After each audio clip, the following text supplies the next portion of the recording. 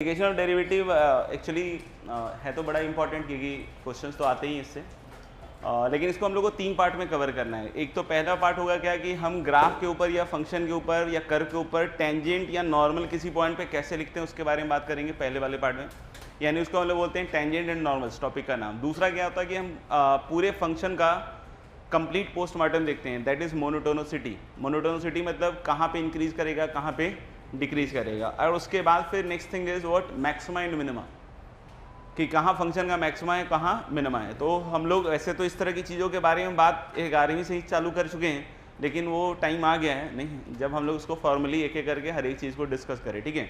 तो to begin with आप लिख सकते हो हेडिंग क्या, टेंजेंट एंड नॉर्मल।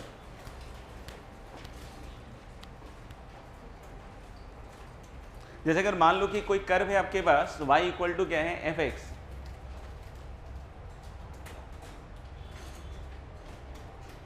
तो suppose this is the curve और इसके किसी पॉइंट पे आपको क्या लिखना है, इक्वेशन टेंजेंट का और नॉर्मल का।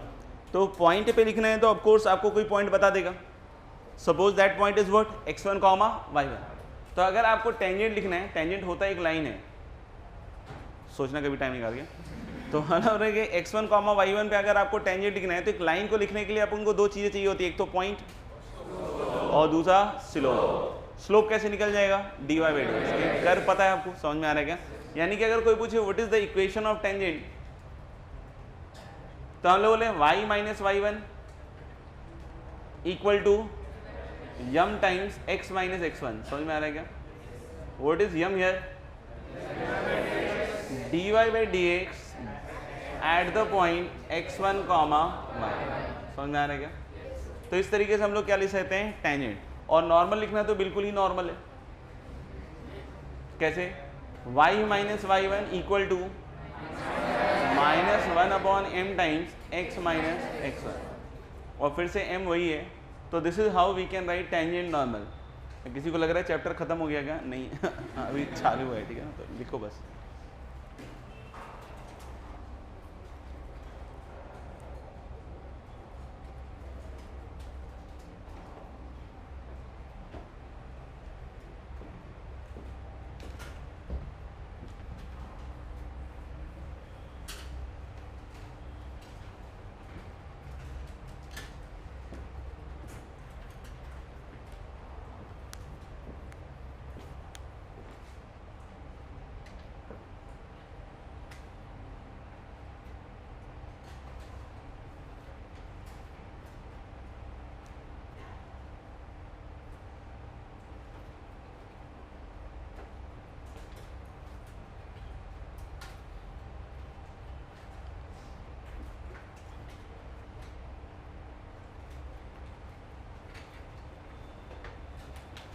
लिख लिया एक बार।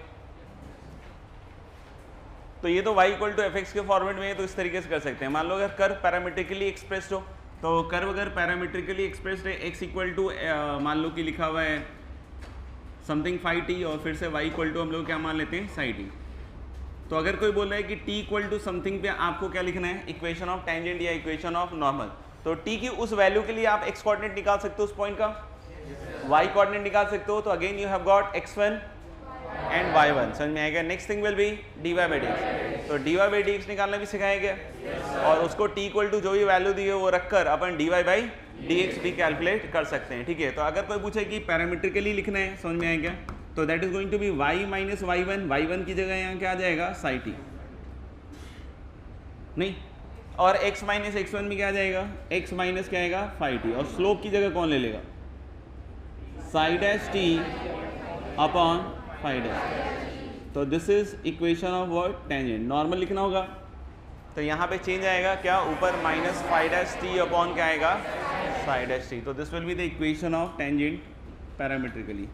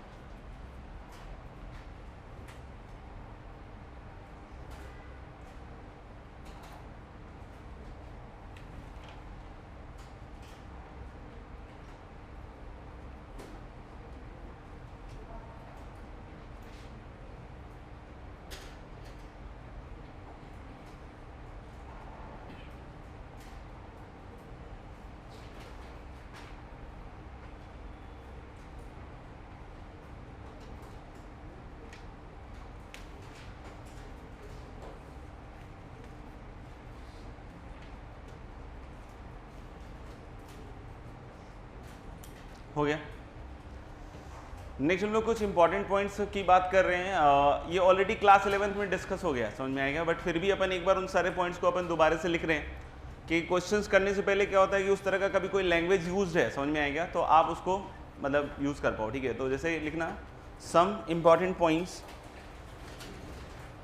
To be remembered by teachers, नहीं ये जब क्लास में आए तो याद करके आए, बेहतर रहेगा उनके लिए, अपना तो क्या है।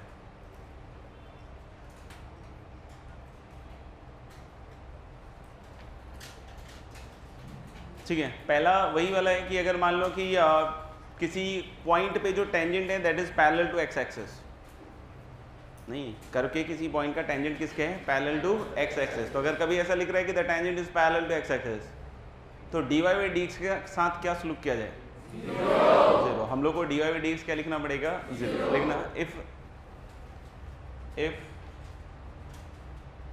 स्लोप ऑफ या if the tangent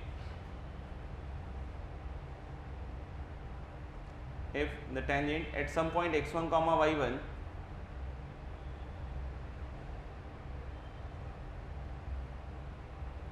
if the tangent to the curve at some point x1 comma y1 is parallel to x axis,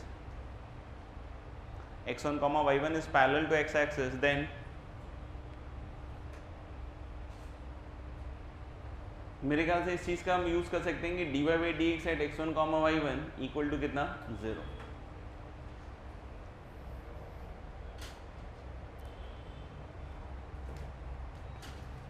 अगर पैरेलल टू एक्स एक्सिस कर रहे हैं तब तो ये बात हो ही गई, समझ में आएगा। लेकिन कभी कहते हैं कि नहीं this is parallel to some line ax plus by plus c equal to zero, तो यहाँ से भी मेरे ख्याल से क्लियर कट है बात, क्या कि dy by dx at the point x1 comma y1 is equal to minus of a upon b, तो लिख लेना इसी में। And if the tangent to the curve at x1 comma y1, if the tangent to the curve at x1 comma y1 is parallel, if the tangent to the curve at x1 comma y1 is parallel to the line ax plus by plus c equal to 0, is parallel to the line ax plus by plus c equal to 0, then dy upon dx at x1 comma y1 equal to minus a upon b, dy by dx at x1 comma y1 equal to minus of a upon b, ठीक है। Second point लिखना, मान लो tangent है to the curve at some point x1 y1 is perpendicular to x axis, तो dy by dx तो define नहीं होगा, नहीं, लेकिन dx अपॉन dy की बात करेंगे, जीरो। तो लिखना है if the tangent if the tangent to the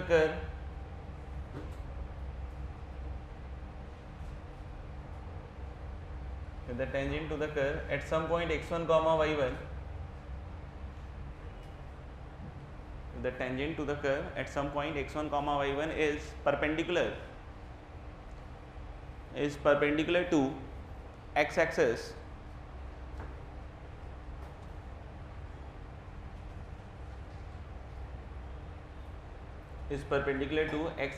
then dx upon dy at x1 comma y1 equals 0, then dx upon dy at x1 comma y1 equal to 0, and if the tangent is perpendicular, and if the tangent